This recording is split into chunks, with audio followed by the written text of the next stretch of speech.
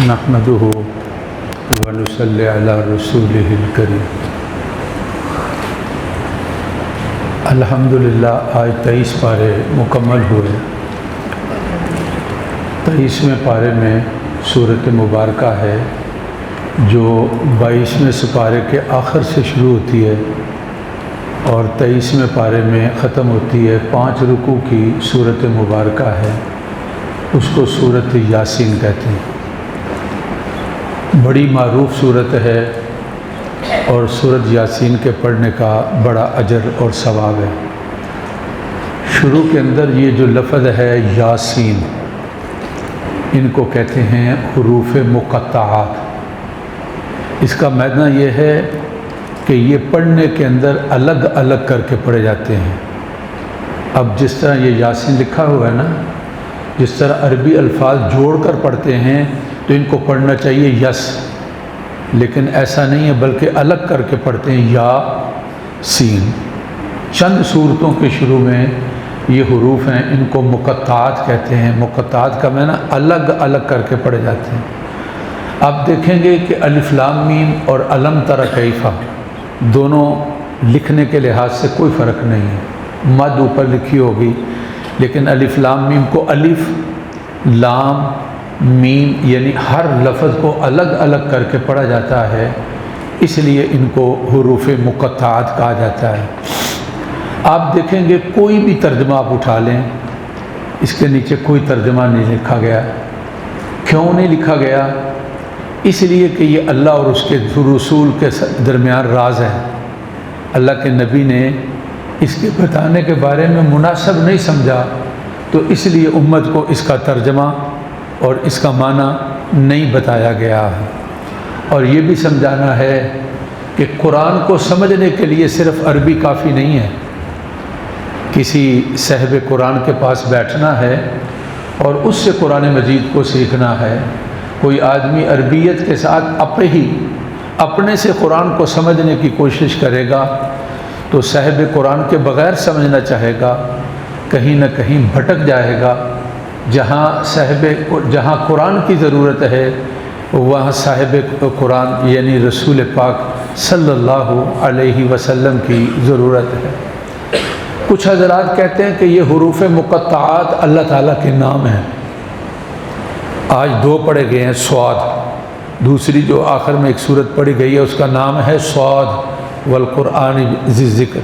ये स्वाद भी हुरूफ मुक़त्तआत में से है और यासीन भी।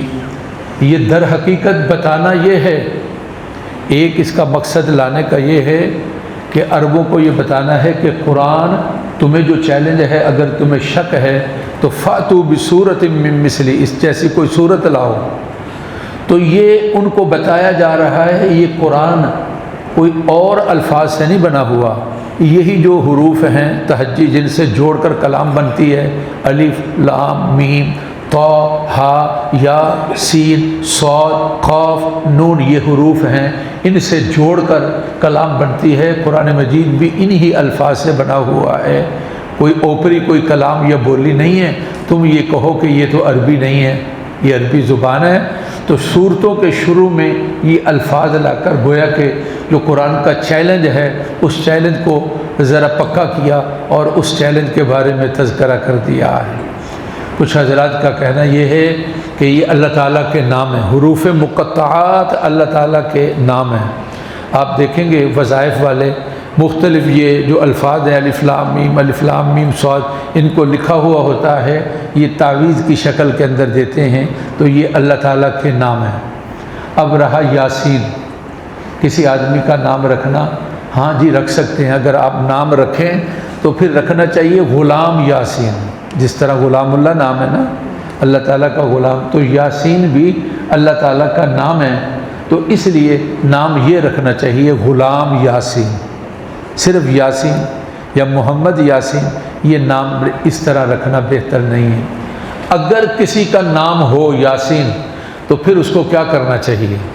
लिखाई के मसले के अंदर ये तो इकट्ठा लिखा हुआ है, या और सीन इकट्ठा लिखा है, फिर लिखना चाहिए या अलिफ या हो गया, फिर सीन, फिर या सीन, फिर आखिर में नून।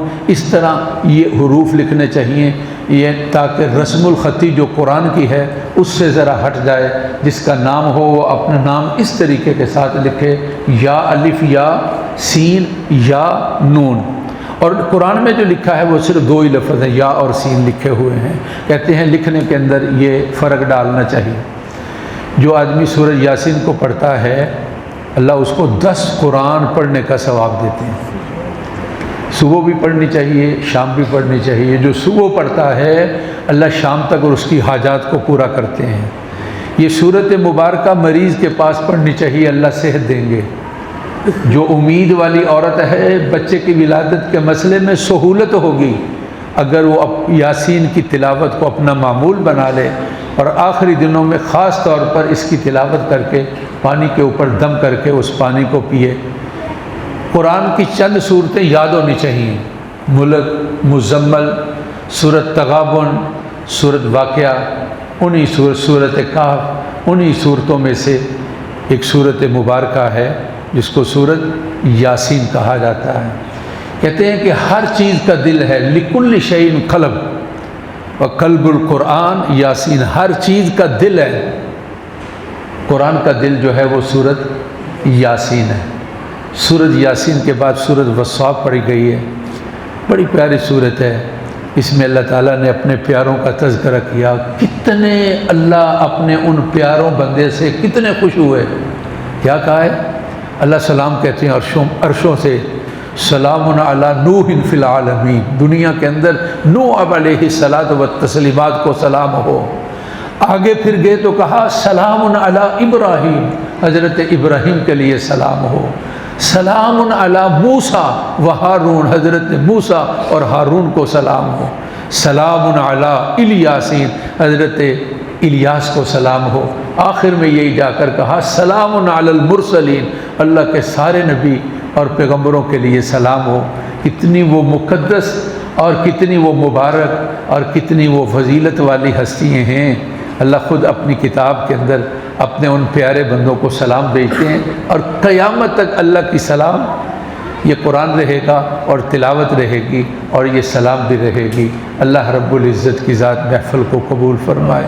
کل سے اعتکاف ہے، مائیں بہنیں جس کمرے میں اعتکاف بیٹھنا ہے تو افطاری سے پہلے وہاں پہنچ جائیں اور افطاری وہاں کرنی چاہیے۔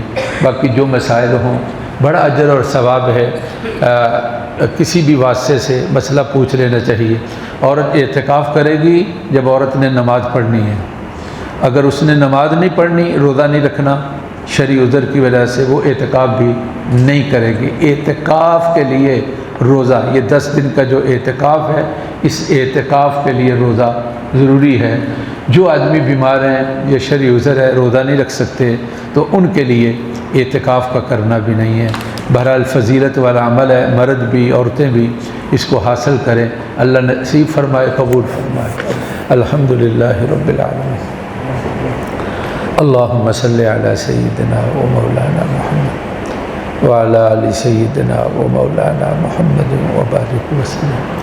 اے اللہ ہمارے گناہوں کو معاف فرما، ہماری محفل کو قبول فرما، بیماروں کو صحت دے دے، فوت شدگان کی مغفرت فرما دے۔ اے اللہ دوسرے عشرے کی یہ آج آخری رات تھی، آپ نے نصیب فرمائی، تیسرا عشرہ بھی نصیب فرما دینا، اور اے اللہ قبول فرما لینا۔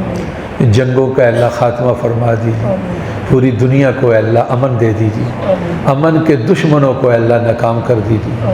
دعائیں قبول فرمائیے۔